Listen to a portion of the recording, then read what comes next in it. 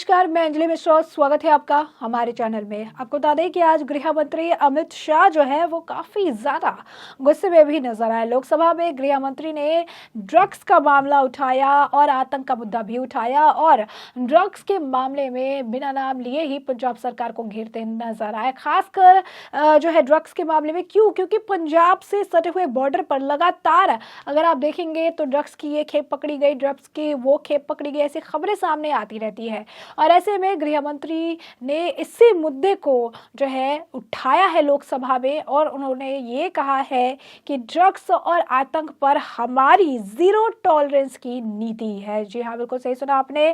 केंद्रीय गृह मंत्री अमित शाह ने लोकसभा में ये बात कही, हमारी सरकार ड्रग्स और आतंक पर जीरो टॉलरेंस की नीति अपनाती है। लोकसभा में अमित शाह ड्रग्स के मुद्दे पर जवाब दे रहे थे, तब उन्होंने कहा कि ड्रग्स देश के लिए एक गंभीर समस्या है। मोदी सरकार ड्रग्स के खिलाफ सख्त नीति अपनाई है। गृह मंत्री ने कहा कि ड्रग्स को लेकर कोई सियासत नहीं होनी चाहिए। ड्रग्स पर सरकार की जीरो टॉलरेंस नीति है। देश को नशा मुक्त करना पीएम मोदी का संकल्प है।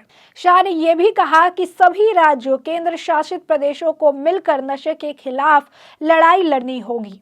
हमें सीमाओं, बंदरगाहों और हवाई अड्डों के माध्यम से ड्रग्स के प्रवेश को रोकने की जरूरत है। उन्होंने कहा कि राजस्व विभाग, एनसीबी और मादक पदार्थ विरोधी एजेंसियों को सामूहिक रूप से नशे के कारोबार के खिलाफ लड़ना होगा। शाह ने यह भी आरोप लगाया कि जो राज्य केंद्रीय एजेंसियों की मदद नहीं करने देते, यानी यहाँ पर आप समझ सकते हैं कि किसके बारे में बात कर रहे होंगे, वे ड्रग्स तस्करों को सक्षम कर रहे हैं। राष्ट्रीय जांच एजेंसी को संसद द्वारा एनसीबी के साथ मादक पदार्थों की तस्करी की जाँच करने का अधिकार दिया गया है। तो आपको बता दें कि जब ये ड्रग्स का मामला आता है या फिर ऐसे जुड़ा ऐसा कुछ मुद्दा होता है तो लगातार देखेंगे जब बीएसएफ का दायरा बढ़ाने की बात की जाती है ताकि इस तरीके की या किसी तरीके की घुसपैठ रोकी जा सके या फिर ड्रग्स का जो लेन देन है उसे रोका जा सके। तो अभी हाल ही फिलहाल में आपने देखा था किस तरीके से ममता बनर्जी की भी काफी तीखी प्रतिक्रिया थी कि बीएसएफ के लोग प्रताड़ित कर रहे हैं, अब बीएसएफ को और एरिया नहीं दे सकते हैं, वो और ज्यादा उनको हम कवरेज के लिए नहीं दे सकते हैं, क्योंकि बंगाल की भी बॉर्डर कई तरह से जो है बांग्लादेश से, इधर से नेपाल से ऐसे लगे हुए हैं। तो ऐसे में ड्रग्स का आना बहुत आप कह सकते हैं कि फ्रिक्वेंट है। और इस तरीके से पंजाब देखें तो पंजाब का बॉर्डर भी पाकिस्तान से लगा हुआ है और आए दिन अगर आप देखेंगे तो आए दिन ये खबरें होती है कि ड्रोन के जरिए ड्रग्स के पैकेट मिले हैं, बड़ा ड्रग्स का खेप पकड़ा गया है, पैकेट्स के टिफिन के अंदर डाल के जो है ड्रग्स सप्लाई की जा रही है, ड्रग्स के छोटे छोटे पैकेट्स को छुपा कर इधर भेजा गया है। और कई बार ये सारी चीजें जब पकड़ी जाती है तो पता चलता है कि कितना सेंसिटिव एरिया हो जाता है। और ऐसे में आम आदमी पार्टी को बीएसएफ की दखल अंदाजी से हमेशा से तकलीफ रही है। आम आदमी पार्टी से लेकर हमेशा कमेंटबाजी करती रही है कि नहीं, बीएसएफ का इस्तेमाल जो है हमारे ऊपर कंट्रोल बिठाने के लिए करेंगे, बीएसएफ का इस्तेमाल करके सरकार गिरा देंगे, ये अपना पावर इस्तेमाल करना चाहते हैं। तो हमेशा जो मुद्दा सियासत से जुड़ा हुआ होना ही नहीं चाहिए, जो मुद्दा सिर्फ और सिर्फ जो है राष्ट्र हित, देश हित, युवाओं के हित में होना चाहिए, नशा मुक्त करने की तरफ बड़ा कदम होना चाहिए, उस पर भी काफ़ी जो पार्टियां हैं वो सियासत करती नजर आती है, उस पर भी सियासी घमासान जो है देखने के लिए मिलता है। और यही कारण है कि बिना नाम लिए ही अमित शाह कह रहे हैं कि ये एक ऐसा मुद्दा है जिस पर सियासत नहीं होना चाहिए, जिस पर राजनीति नहीं होना चाहिए, क्योंकि देश को पूरी तरीके से नशा मुक्त करना प्रधानमंत्री नरेंद्र मोदी का संकल्प तो है ही, लेकिन अपनी जिम्मेदारियां भी है। और ऐसे में जब ऐसे मुद्दों को लेकर पॉलिटिसाइज किया जाता है, जब ऐसे मुद्दे को एक राजनीतिकरण किया जाता है, राजनीतिक मुद्दा बनाया जाता है, तोड़ा मरोड़ा जाता है, तो उसका नुकसान राज्य में रह रहे लोगों को भुगतना पड़ता है, उसका नुकसान उस पूरे राज्य को भुगतना पड़ता है।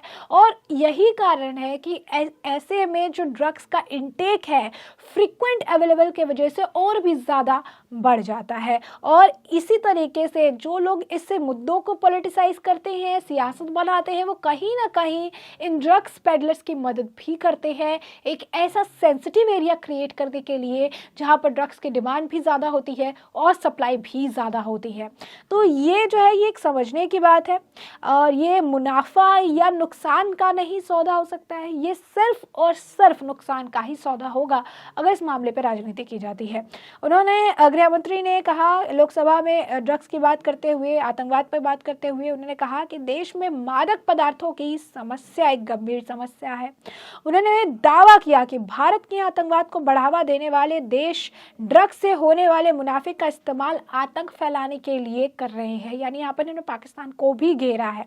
केंद्रीय गृह मंत्री ने कहा कि हमारी सरकार की ड्रग्स के मुद्दे पर जीरो टॉलरेंस की नीति है। नशा मुक्त भारत के लिए हम कोई कसर नहीं छोड़ेंगे। जो देश हमारे देश में आतंक को बढ़ावा दे रहे हैं वे ड्रग्स के होने वाले मुनाफे का इस्तेमाल उसी के लिए कर रहे हैं। इस गंदे पैसे की मौजूदगी भी धीरे धीरे हमारी अर्थव्यवस्था को खोखला कर देती है।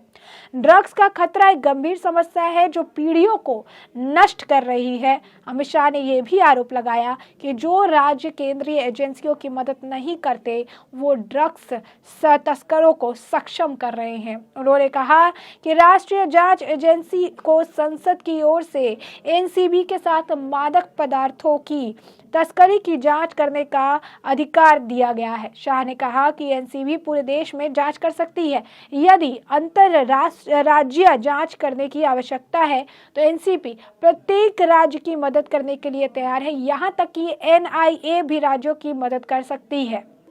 गृह मंत्री अमित शाह ने कहा कि हमें राज्य में ड्रग्स नेटवर्क की मैपिंग करने की जरूरत है। अपराधी कितना भी बड़ा क्यों ना हो, अगले 2 साल में ऐसी स्थिति आने वाली है कि वो सलाखों के पीछे होगा। हमारी सरकार की नीति बहुत ज्यादा स्पष्ट है। नशा करने वाले पीड़ित है, हमें उनके प्रति संवेदनशील होना चाहिए और पीड़ितों को उनके पुनर्वास के लिए अनुकूल माहौल देना चाहिए, लेकिन नशा तस्करी में लिप्त लोगों को बख्शा नहीं जाना चाहिए।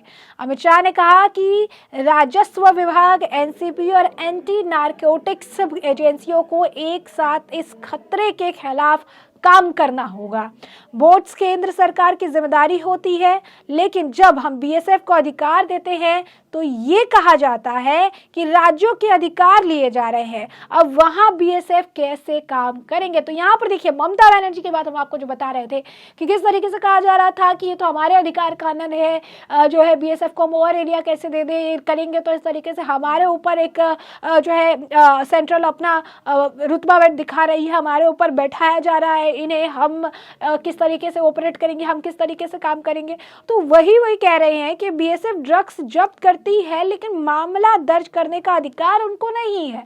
और ये जब हम बीएसएफ को ऐसे कामों के लिए लगाते हैं तो ये कहा जाता है कि हमें काम नहीं करने दिया जाएगा। बीएसएफ ऐसे कैसे काम करेगी? उन्होंने कहा कि इस मुद्दे का राजनीतिकरण करने वाले मादक पदार्थों की तस्करी को बढ़ावा दे रहे हैं। बिना अधिकारों के एजेंसियां काम नहीं कर सकती, उन्हें अधिकार देने होंगे। हमें अपनी एजेंसियों पर विश्वास दिखाना चाहिए। शाह ने यह भी कहा कि साल 2006 से 2013 के बीच 22,41,000 किलो ड्रग्स पकड़ी गई, जबकि 2014 से 2022 तक 62,60,000 की ड्रग्स पकड़ी गई है। कीमत देखेंगे तो 23,000 करोड़ रुपए की ड्रग्स पकड़ी गई थी, जबकि 97,000 करोड़ की ड्रग्स पकड़कर जला दी गई है। उन्होंने कहा कि 1,60,000 किलो के भी अधिक ड्रग्स को जलाया गया है और यही कारण है कि ये एक ऐसा मुद्दा है जिसे पॉलिटिसाइज नहीं करना चाहिए। तो अब देखा किस तरीके से जब आम आदमी पार्टी और उनकी ही सरकार है पंजाब में, तो ऐसे में आम आदमी पार्टी की बात करें, ममता बनर्जी की बात करें, तो जब ये बीएसएफ का काम आता है तो इन्हें ऐसा लगता है कि केंद्र सरकार बीएसएफ इनके यहाँ पर ज़्यादा बढ़ाकर या उन्हें ज़्यादा एरिया देकर उनके एरिया को ऑपरेट, उनके राज्य को ऑपरेट करना चाहती है और इस तरीके से सवाल खड़े करते रहते हैं। और वही एक बात कह रहे हैं कि जब इस तरीके से सवाल खड़े किए जाएंगे तो काम कैसे होगा? काम करने के लिए ऐसे मुद्दों का राजनीतिकरण नहीं करना चाहिए। और इस तरीके का राजनीतिकरण होता है तो इसका मतलब यही है कि साफ तौर पर ये ड्रग्स पेडलर्स की हिम्मत बढ़ाता है और ड्रग्स के संचार को और भी ज्यादा बढ़ाने में मदद करता है। कैसा एनवायरनमेंट क्रिएट करता है जिसकी वजह से ड्रग्स इनटेक और ज्यादा बढ़ता है और डिमांड जब बढ़ती है तो उसकी सप्लाई को पूरा करने के लिए जो है लगातार इस तरीके से अलग अलग पैतरे जो है आजमाए जाते हैं। तो ऐसे में हमने आपको ये पूरा मामला बड़े विस्तार से बताया कि पूरा मामला क्या था। और अब इस पूरे मामले पर आपकी भी जो राय हो हमें कमेंट सेक्शन में कमेंट करके जरूर साझा करें। धन्यवाद।